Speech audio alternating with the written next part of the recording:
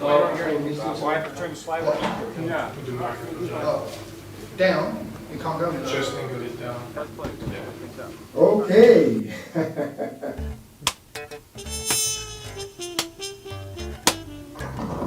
Hey guys. All right. Let's talk about something that ain't dangerous. How about this? So things may be a little strange for us, but listen to this. Yeah, we could start a new direction, affecting the future ahead, spreading smiles for miles, a new kind of trend. Want a new style? How about this? Let's talk about something that's courageous. How about this? Let's talk about something that's outrageous. Put this at the top of your list.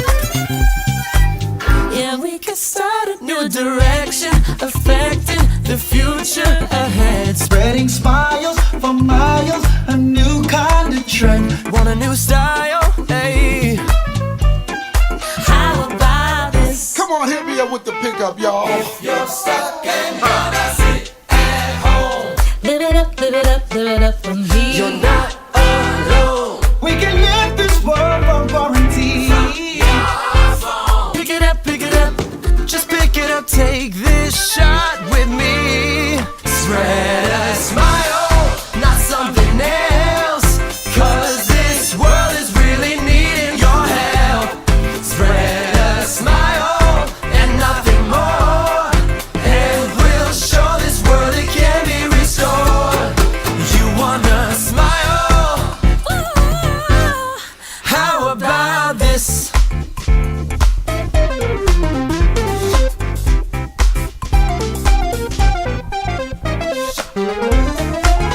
Oh, yeah.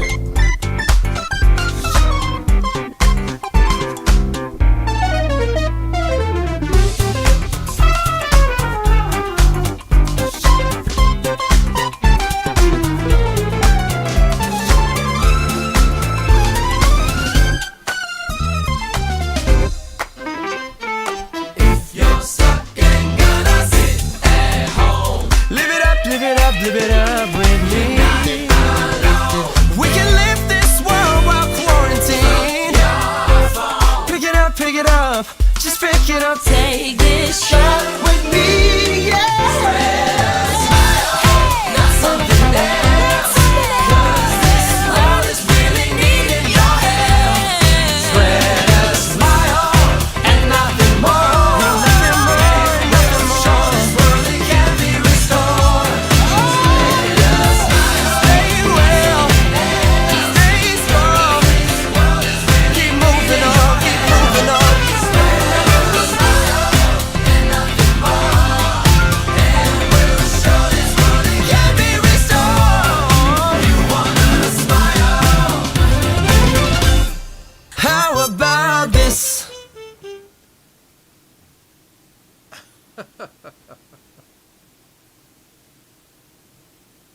Welcome to your Sunday service. This week you'll see some of the practices and beliefs of the church, and also what personal integrity is and how this can be utilized in your life. Then you will hear an essay from the founder of Scientology in his own voice. Yes, you will hear the voice of L. Ron Hubbard.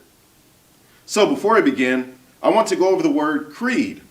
A creed is a set of beliefs or aims which guide someone's actions or a group's. So when you see the creed of some group or organization, you are looking at the beliefs or the aims that that group has as a guide for its operation. Now, let's have a look at the creed of the Church of Scientology.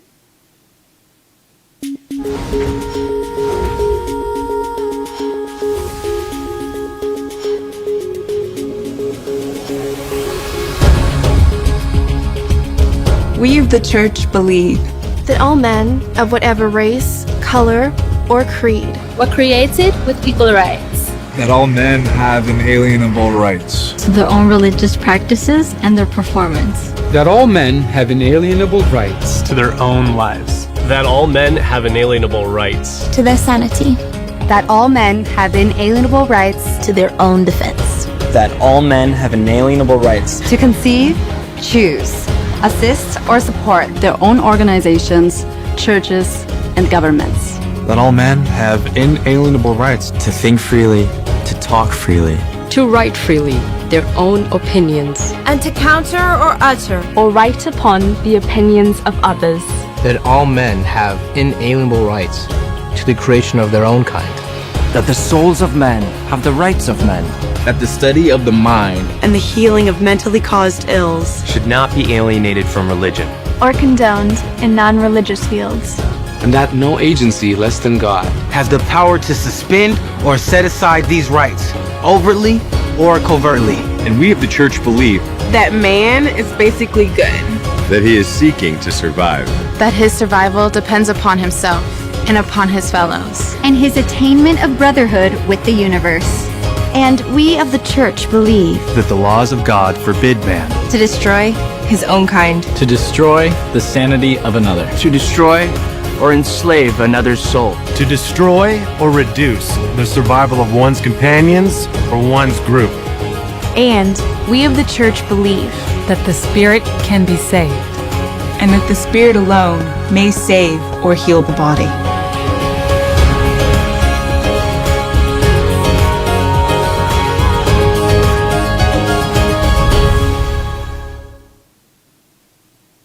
Now that you have seen the beliefs and the aims of the church, I would like to introduce you into personal integrity so that you can see how it fits in with each other and also how you can use personal integrity in your life. So let's have a look at Personal Integrity by L. Ron Hubbard. What is true for you is what you have observed yourself. And when you lose that, you have lost everything. What is personal integrity? Personal integrity is knowing what you know. What you know is what you know. And to have the courage to know and say what you have observed. And that is integrity. And there is no other integrity. So, you can know anything, but you cannot truly know something unless you observe that thing in which you have known or what you have observed. As for me, when I was a kid, I used to think that cars had a GPS system installed into it automatically, because every time my mother turned the car, the indicator on the car would say turn left or turn right. So I thought, oh, well, cars just know exactly where we need to go all the time. I observed that until I got older. Now, of course, we can talk about honor, truth, all these things, these esoteric terms. But I think they'd all be covered very well if what we really observed was what we observed. That we took care to observe what we were observing. That we always observed to observe. So really taking the time out to look at the things in which you're observing. Not taking in the information that you may have got from the media or from Joe Blow down the street or from your best friend. You really looking at it for yourself and knowing that you're looking directly at that thing and not through some via of information. And not necessarily maintaining a skeptical attitude, a critical attitude, or an open mind, but certainly maintaining sufficient personal integrity and sufficient personal belief and confidence in self and courage that we can observe what we observe and say what we have observed. Nothing in Dianetics and Scientology is true for you unless you have observed it, and it is true according to your observation. That is all.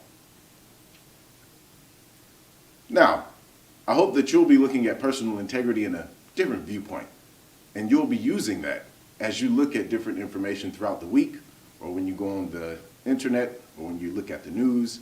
You'll be able to keep your personal integrity in and say what it is that you've truly observed. Now, with all the things that are going on in this world, and the demands that are brought on by life and livingness, one would raise the question, is it possible to be happy? Can someone truly be happy in these days when you have nothing but doom and gloom pouring out of the TV screens and screaming from the newspaper and even on the radio to your daily commute to work? If You're able to go to work. Sometimes we work from home now. What does it take to be happy? What is the true difference between a happy person and an unhappy person? And how would knowledge of oneself affect the happiness of an individual? Well, you will now hear from the founder of Scientology with the only essay that he's ever recorded, originally presented on radio and now brought to life on film. Watch with me. Is it possible to be happy?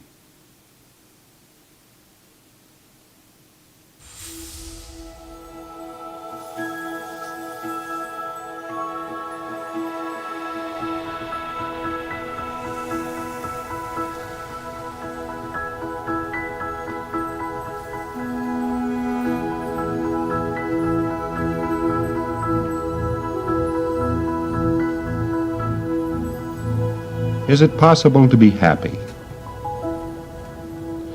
A great many people wonder whether or not happiness even exists in this modern, rushing world. Very often, an individual can have $1 million, he can have everything his heart apparently desires, and is still unhappy. We take the case of somebody who has worked all his life. He's worked hard. He's raised a big family. He's looked forward to that time of his life when he at last could retire and be happy and be cheerful. Have lots of time to do all the things he wanted to do. And then we see him after he's retired, and is he happy? No. He's sitting there thinking about the good old days when he was working hard. Our main problem in life is happiness. The world today may or may not be designed to be a happy world. It may or may not be possible for you to be happy in this world. And yet, nearly all of us have the goal of being happy and cheerful about existence. And then very often we look around at the world around us and say, well, nobody could be happy in this place. We look at the dirty dishes in the sink, and the car needing a coat of paint, and the fact that we need a new gas heater, we need a new coat, we need new shoes, or we just like to have better shoes, and say, well, how could anybody possibly be happy when actually he can't have everything he wants? He's unable to do all the things he'd like to do, and therefore this environment doesn't permit a person to be as happy as he could be. Well, I'll tell you a funny thing, a lot of philosophers have said this many, many times, but the truth of the matter is that all the happiness you'll ever find lies in you. You remember when you were maybe 5 years old and you went out in the morning and you looked at the day and it was a very, very beautiful day. You looked at flowers and they were very beautiful flowers. 25 years later, you get up in the morning, you take a look at the flowers, they're wilted. The day isn't a happy day. Well, what's changed? You know, they are the same flowers. It's the same world. Something must have changed. Well, probably it was you.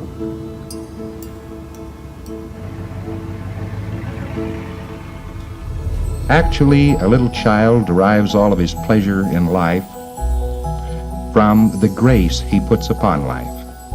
He waves a magic hand and turns all manner of interesting things into being out in the society. Where does he do this? He goes down and he looks at the cop. Here's this big, strong brute of a man riding this iron steed up and down. Boy, he'd like to be a cop. Yes, sir, he'd sure like to be a cop. 25 years later, he looks at that cop riding up and down, checking his speedometer and says, "Doggone these cops." Well, what's changed here? Has the cop changed? No, just the attitude toward the cop. One's attitude toward life makes every possible difference in one's living. You know, you don't have to study 1,000 ancient books to discover that fact, but sometimes it needs to be pointed out again, that life doesn't change so much as you.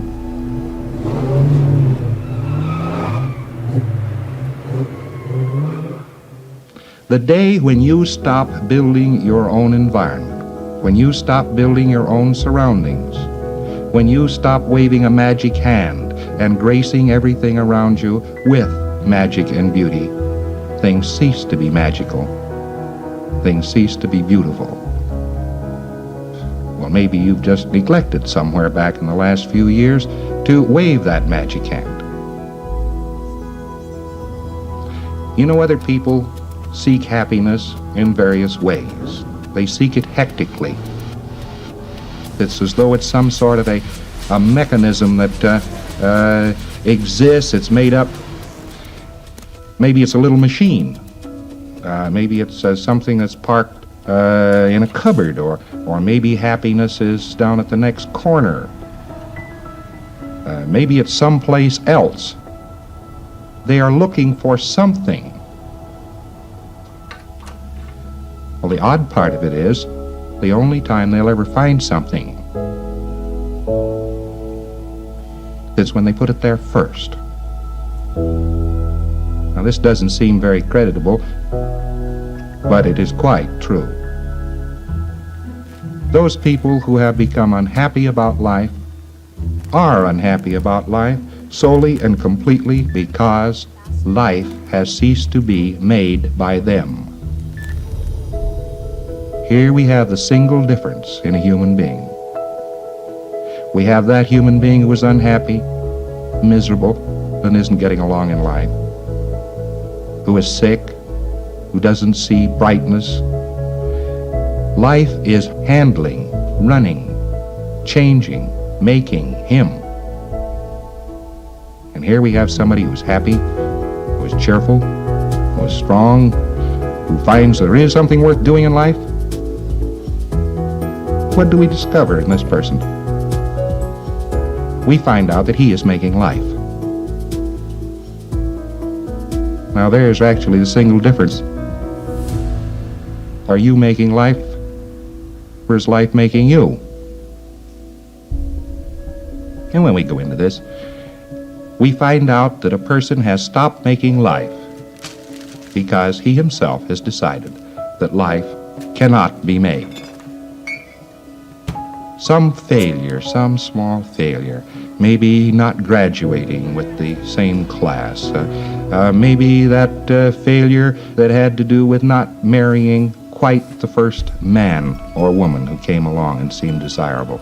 Maybe the failure of having lost a car, or just some minor thing in life started this attitude. A person looked around one day and said, "Well, I've lost." And after that, life makes him. He doesn't make life anymore. Well, this would be a very dreadful situation if nothing could be done about it.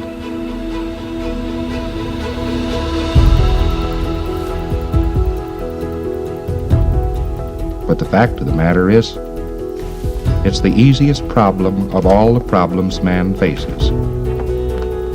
Changing himself and changing the attitudes of those around him. It's very, very easy to change somebody else's attitude.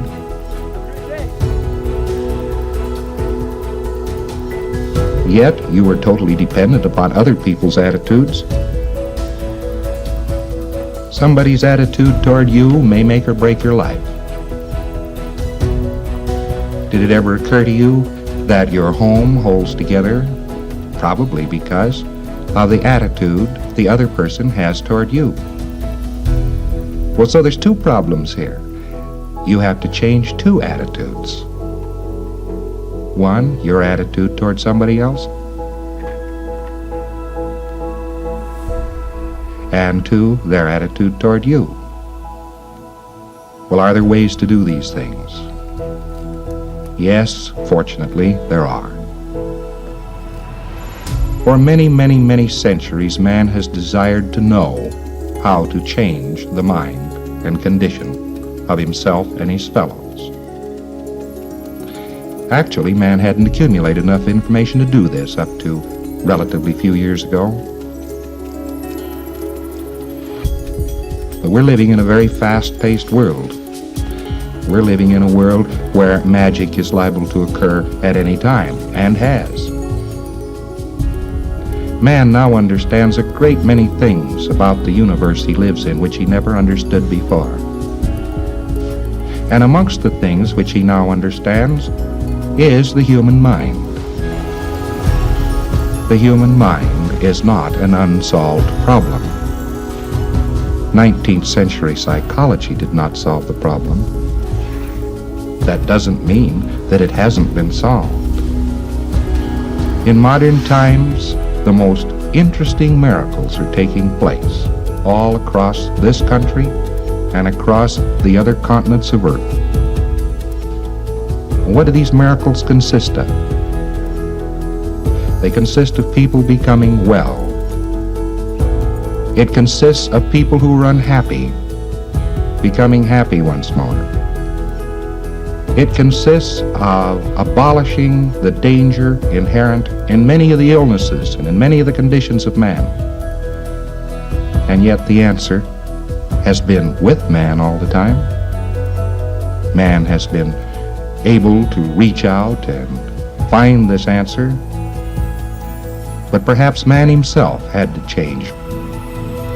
Perhaps he had to come up into modern times to find out that the physical universe was not composed of demons and ghosts, to outlive his superstitions, to outlive the ignorance of his forebears. Perhaps he had to do everything, including invent the atom bomb, before he could find himself. Well, he has pretty well mastered the physical universe now.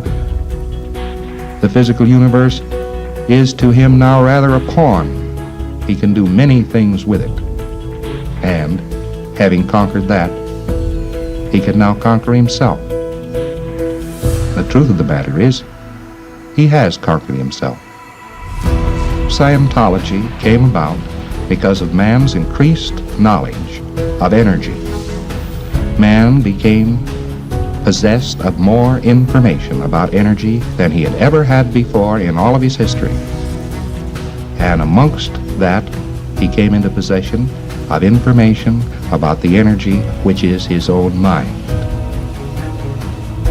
The body is an energy mechanism. Naturally, a person who cannot handle energy could not handle a body. He would be tired. He would be upset. He'd be unhappy. As he looks all around him, he finds nothing but energy. If he knew a great deal about energy, particularly the energy of himself, the energy that made him think, the energy that was himself, and the space which surrounded him, he, of course, would know himself. And that, in the final essence, has been his goal for many thousands of years, to know himself. Scientology has made it possible for him to do so.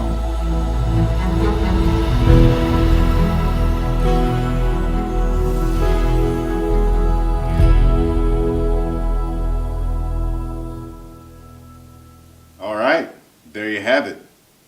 So are you creating life, or is life creating you?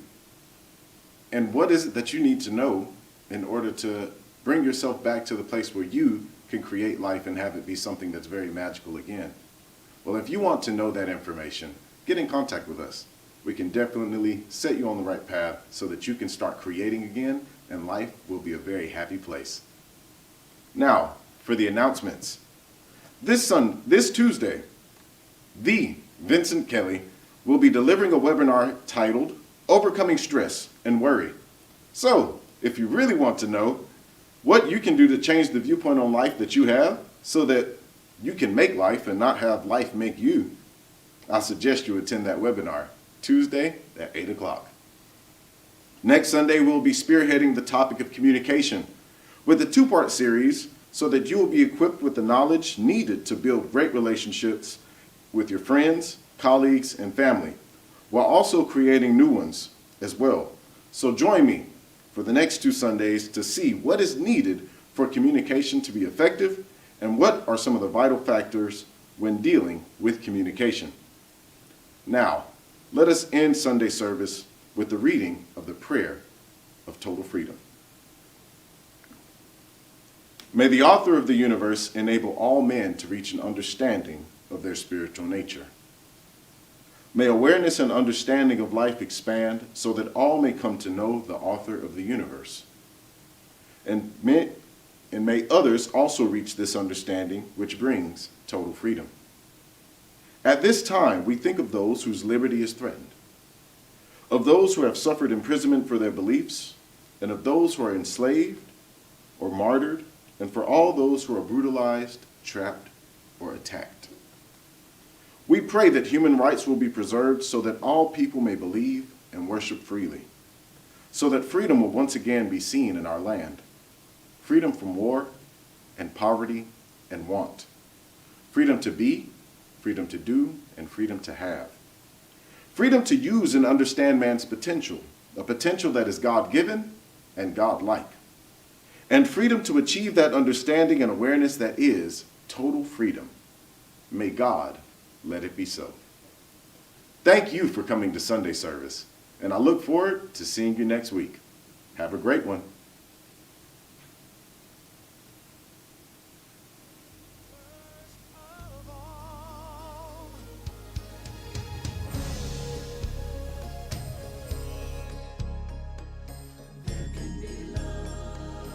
There can be love for self. There can be love for woman or man. There can be love for children and the family. There can be love for groups and sex. There can be love for mankind. There can be love for animals, trees and grass, and insects too. There can be love for earth and sun and moon and all the stars. There can be love for spirits, demons, and the soul.